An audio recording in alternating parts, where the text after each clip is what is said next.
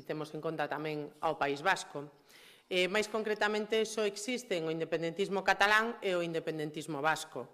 O resto, Galicia incluída, non lle importamos nada a Sánchez nin a ningún dos seus ministros, e, sobre todo, se o Partido Popular está no goberno. É obvio que o último que lles interesa é condonar a débeda ou facer algo bo polas comunidades autónomas. Todo, absolutamente todo, responde a unha estrategia maquiavélica de Pedro Sánchez e do Partido Socialista. O luns pasou algo inédito e descarado. Tivemos que saber por Oriol Junqueras, nin máis nin menos, que a condonación da débeda ía a ser un asunto central esta semana. E onte vimos como foi Esquerra a que redactou a orde do día do Consello de Política Fiscal e Financiera. O independentismo catalán exercendo unha vez máis de portavoz de Pedro Sánchez e comunicando ás comunidades autónomas os recursos cos que contarán nos vindeiros anos. Non lles dá vergoña. Mais que condonar, estamos falando de condenar. En ningún caso Galicia pode ser comparsa do entroido independentista catalán, onde o PSOE galego e o BNG están encantados de participar. Estamos ante unha trampa, unha injustiza e o pago de alugueiro da Moncloa, como onte se demostrou no Consello de Política Fiscal e Financiera. A pesar do que afirma o Goberno central, non se vai condonar ningún só euro. Vaise trasladar a débeda e mutualizala entre todos os españois, con independencia da xestión de cada goberno autonómico. Por suposto que é un negocio que a Galicia non lle convén. O que pide Galicia é unha mellora do financiamento que necesitamos para cubrir todas as necesidades que temos aquí, que existen en Galicia, e aquí tamén temos dereito a que eso se produza. O Goberno central non pode pretender que todas as comunidades accedan a unha vía que nin pediron nin necesitan, só para seguir financiando o entroido independentista. Quen diga que con isto gañamos algo, como fixeron onte o Partido Socialista ou o BNG, ou non sabe facer as contas ou directamente non está a contar a verdade. É decepcionante que aqueles que din defender os intereses dos galegos, como a señora Ana Pontón ou o señor Xosé Ramón Gómez Besteiro, estean a participar nunha comparsa que pouco ten que ver co que interesa a Galicia. Están defendendo, nin máis nin menos, que Galicia teña que cargar con 600 millóns de débeda pública de todas as comunidades a cambio de aforrarse 40 millóns de xuros, que é o que nos corresponde. Negocio redondo, sen dúbida. Que quede claro, a débeda non desaparece, senón que se asumirá entre todos os españois. De feito, suporá que cada galego teña que pagar 220 euros máis. Por iso, non estamos falando de condonar, estamos falando de condenar as comunidades autónomas.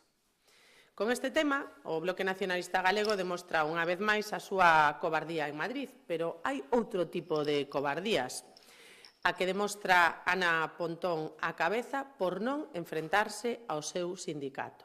E miren, as mulleres non somos feministas polo único feito de ser mulleres. Eu me pregunto con que cara, ou máis ben con que máscara, vai ir Ana Pontón á manifestación do 8M? Vaise atrever, despois de calar ante un cartel sexista e machista contra unha conselleira? É unha vergoña que onte no Parlamento non deixara a súa soberbia a un lado e pedira desculpas por non rectificar ao seu sindicato de cabeceira. É unha vergoña que leve un mes sen dar explicacións sobre a presenza dun condenado por agredir a unha rapaza de 4 anos e que foi nas listas do BNG nas pasadas eleccións municipais. Nin o 8 de marzo, nin ningún día, as galegas xa deixaron de creer na defensa das mulleres do BNG, de Ana Pontón e de toda a esquerda. E hoxe o digo con máis razón todavía, porque hoxe coñecíamos a rebaixa da pena de doutros 2 membros da manada, e xa van 3. A lei do só sí e sí, impulsada polo PSOE, Podemos e Sumar, e apoiada incluso a día de hoxe polo Bloque Nacionalista Galego, tivo as peores consecuencias para os dereitos das mulleres. Non por culpa de uns xuíces machistas, como se nos quiso trasladar.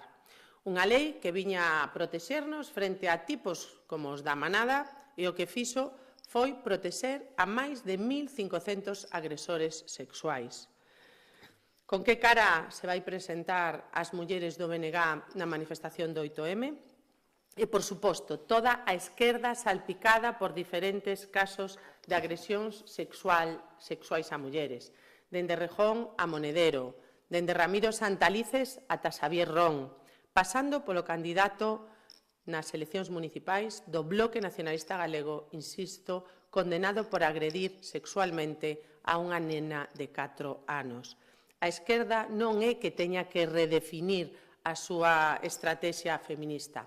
O que ten que facer é un curso de construción da súa masculinidade. Ben, pola miña parte máis nada, se queren facer algunha pregunta, estou á súa disposición.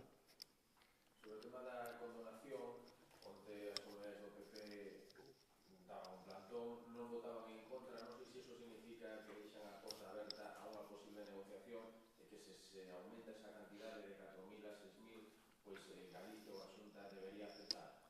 Mire, o que é inaceptable é un trágala, que se negocie unha suposta condonación da débeda con unha parte dos españois, en concreto cos independentistas cataláns, para, efectivamente, que eles se beneficien, despois da súa mala xestión dos cartos, de que os que xestionamos ben, pois, ao final, asumamos parte da súa débeda, non? Estaba dicindo eu antes que nos tocaría a cada galego máis de 220 euros por cabeza. Pero que, ademais, onte escoitábamos ao Partido Socialista e ao Bloque Nacionalista Galego dicindo que con eses 4.000 millóns podíamos contratar profesores, médicos e moitas outras cousas. E polo que se ve, o que vai a ir os cartos da débeda é para os bancos, para eses que tanto din os da esquerda que non queren, non? Entón, mire, eu creo que hai que agardar a ver como se materializa esa norma, porque iso ten que ir a unha lei ao Congreso dos Deputados, e aí veremos a letra pequena que están agochando tanto os independentistas como o Goberno de España, insisto, co único obxectivo de que Sánchez se manteña na Moncloa algúns meses máis, con o apoio, efectivamente, dos independentistas que o están chantaseando día sí e día tamén.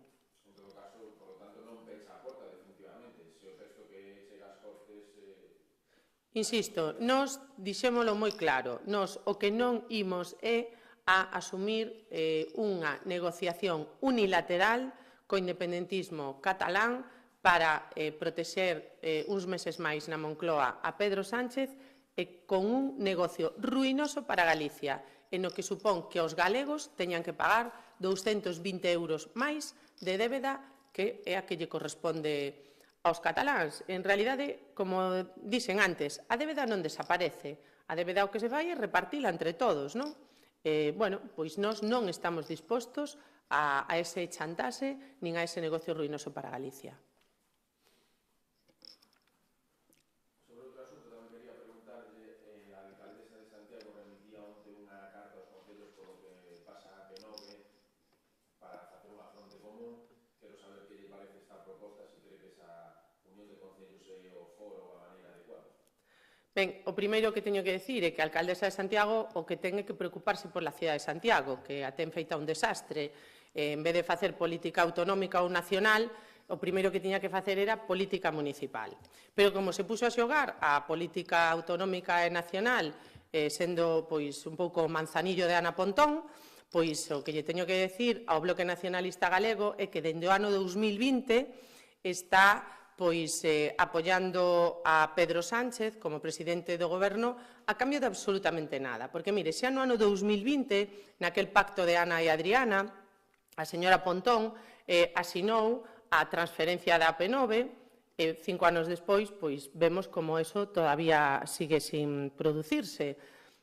Pero é que no ano 23 a señora Pontón volveu a asinar outro pacto co señor Sánchez para facelo presidente a cambio da transferencia da AP9, e vimos como pois no Congreso dos Deputados, día sí e día tamén, a meten nun caixón. E levamos xa 36 prórrogas de enmendas ou de prórrogas da proposición de lei que teñen no Congreso dos Deputados, impulsada polo Partido Socialista. Onte mesmo, no Senado, debatiuse unha proposta do Partido Popular para pedir a transferencia da AP9 e a gratuidade. E sabe que votou o Partido Socialista? Pois votou en contra. E sabe quen é senadora do Partido Socialista? A presidenta do Partido Socialista de Galicia, a señora Carmela Silva, que tamén votou en contra.